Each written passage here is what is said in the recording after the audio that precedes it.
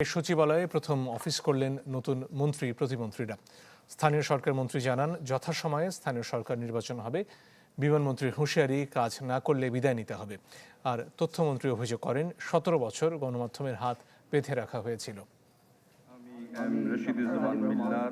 BNP সরকার দায়িত্ব নেয়ার ৬ মাস পর বড় রদবদল এসেছে মন্ত্রিসভায়।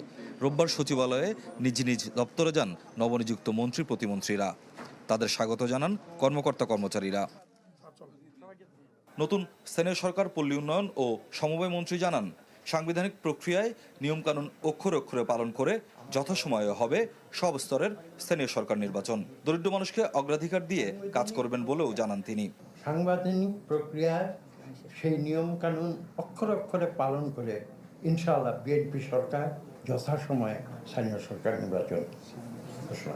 আমাদের মূল লক্ষ্য থাকবে কিন্তু সমাজের ভাগ্যাহত দরিদ্র যারা আন্ডার প্রিভিলেজ তারা হবে প্রায়োরিটি। সংবাদ মাধ্যমকে গণতন্ত্রের স্তম্ভ উল্লেখ করে সবাইকে নিয়ে কাজ করার কথা জানান তথ্যমন্ত্রী আন্দালিব রহমান পার্থ। বলেন, গত ১৭ বছর গণমাধ্যমের হাত বেঁধে দেওয়া হয়েছিল। আমরা দেখেছি যে সংবাদ মাধ্যম বা অন্যান্য মিডিয়া, এটাও মানতে হবে যে ওনারাও গণতন্ত্রের একটা অনেক বড় স্তম্ভ। এই ১৭ বছর আমাদের লড়াইটা ছিল গণতন্ত্রকে পুনঃপ্রতিষ্ঠা করা। গণতন্ত্রের মুখ বন্ধ করা হয়েছিল।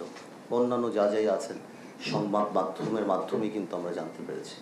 তো সুতরাং আমাদের এই জুলাই আন্দোলনে কোনোভাবেও সংবাদ মাধ্যম বা যারা যারা আছেন তাদের ভূমিকাকে খাটো করে দেখার কোনো সুযোগই নেই। আমরা বলবো সব মিলিয়ে প্রতিমন্ত্রী থেকে পূর্ণমন্ত্রীর দায়িত্ব পাওয়া এম রশিদুজ্জামান মিল্লাত কক্সবাজার ও হযরত শাহজালাল আন্তর্জাতিক বিমানবন্দর নিয়ে সুখবর দেন।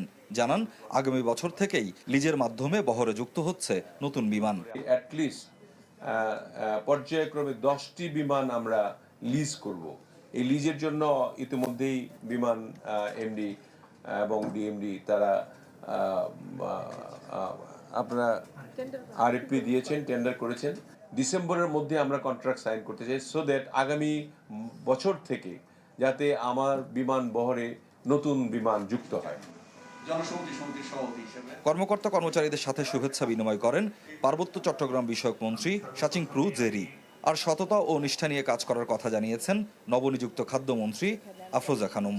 সুখী সমৃদ্ধ ও সাম্প্রদায়িক সম্প্রীতির দেশ গড়তে প্রথম কর্মদিবসে সবার সহযোগিতা কামনা করেন ধর্ম প্রতিমন্ত্রী। স্বপ্নিল শাহরিয়ার শিশির, চ্যানেল 24, ঢাকা।